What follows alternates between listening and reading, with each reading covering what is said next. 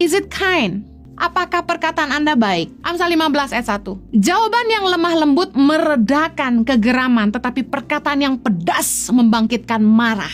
Kenapa ya perkataan beberapa orang tuh selalu pedas, nyakitin? Lukas 6 ayat 45 berkata gini, orang yang baik mengeluarkan barang yang baik dari perbendaharaan hatinya yang baik. Orang yang jahat mengeluarkan barang yang jahat dari perbendaharaannya yang jahat. Karena yang diucapkan mulutnya meluap dari hatinya. Menarik, firman Tuhan berkata bahwa perkataan mulut kita itu meluapnya dari hati kita. Berarti perkataan itu keluar dari hati. Kenapa beberapa orang itu perkataannya pahit? Saya percaya karena satu, hatinya sakit. Hati yang terluka pasti mengeluarkan kata-kata yang melukai orang lain juga. Kalau hati kita sakit, pasti kata-kata kita pahit dan melukai orang-orang di sekitar kita. Ayo pakai lidah kita untuk menebarkan kebaikan, bukan kepahitan. Karena orang yang pahit akan bikin orang-orang lain pahit juga. Jangan menebar pahit di hati orang lain. Orang pahit itu bikin rusuh. Ibrani 12 ayat 15 berkata, jagalah supaya jangan ada seorang pun menjauhkan diri dari kasih karunia Allah, agar jangan tumbuh akar yang pahit yang menimbulkan kerusuhan dan yang mencemarkan banyak orang. Nah, biasanya kalau orang hatinya pahit tuh kan bikin rusuh, ngomong sana sini, jelekin kanan kiri, mencemarkan banyak orang. Orang yang pahit cenderung melukai orang lain dengan perkataannya. Ciri orang yang hatinya terluka itu pasti komentarnya selalu negatif. Kita udah bikin hal yang baik pun selalu dia lihatnya tidak baik, omongannya selalu nggak baik, seberapa baik pun yang kita lakukan. Nah, kalau kita punya anggota keluarga yang seperti ini, jangan malah kita benci. Kuncinya satu, hatinya harus sembuh. Mari banjiri dia dengan kasih sayang. Mari kasihi dia terus sehingga dia sembuh. Ajak dia untuk mengampuni orang yang pernah melukai hatinya di masa yang lalu. Ajak untuk berdoa dan berdamai dengan diri sendiri. Kalau kita ketemu dengan orang-orang yang mulutnya pahit karena hatinya sakit, jangan malah kita benci sama mereka. Harusnya kita rangkul mereka, hujani mereka dengan kasih sayang. Kalau kita nggak sembuh, orang yang sakit hati nggak mau sembuh, kita akan mengorbankan banyak hubungan. Kalau kita nggak mau melepaskan pengampunan dan membebaskan diri kita sendiri dari kepahitan, kita malah akan mengorbankan banyak hubungan ke depan karena perkataan kita yang selalu menyakitkan orang lain. Kita nggak akan benar-benar pulih sampai kita betul-betul mau mengampuni. Jangan menghina orang lain, jangan merendahkan orang lain. Kalau kita ngomong, hati-hati jangan sampai membuat gambar diri orang lain rusak. Amsal 26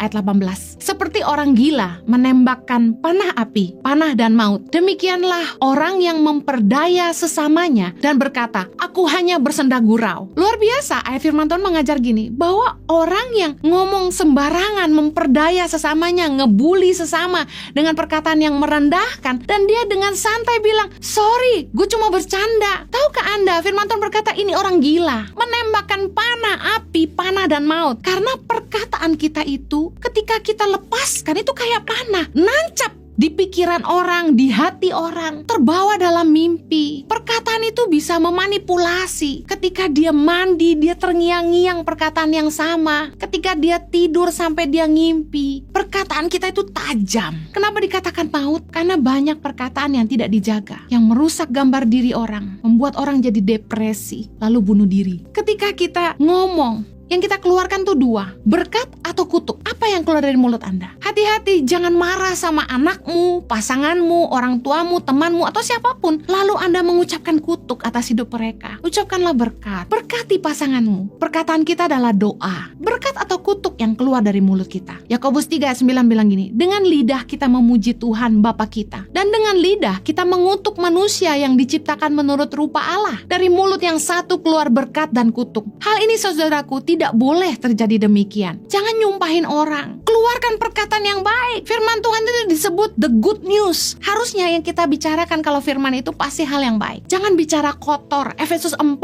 ayat 29. Janganlah ada perkataan kotor keluar dari mulutmu, tetapi pakailah perkataan yang baik untuk membangun di mana perlu, supaya mereka yang mendengarnya beroleh kasih karunia. Hati-hati, jangan mengeluarkan perkataan kotor dari mulut kita. Pastikan perkataan kita itu membangun. Perkataan kita itu baik. Jangan menghakimi orang. Ingat, Matius 7 ayat 2 berkata begini, karena dengan penghakiman yang kamu pakai untuk menghakimi, kamu akan dihakimi. Dan ukuran yang kamu pakai untuk mengukur akan diukurkan kepadamu. Jangan saling menghakimi. Firman Tuhan berkata dalam Yakobus 1 ayat 26, jikalau ada seorang menganggap dirinya beribadah, tetapi tidak mengekang lidahnya, ia menipu dirinya sendiri. Maka sia-sialah ibadahnya. Jangan sampai ibadah kita sia-sia hanya karena kita tidak menjaga lidah. Sekalipun kita ngerti kebenaran, kita nggak punya hak untuk menghakimi orang. Jangan sampai ibadah kita sia-sia. Jangan sampai taburan kita sia-sia hanya karena kita tidak menjaga lidah. Orang yang beribadah itu bisa mengekang lidahnya.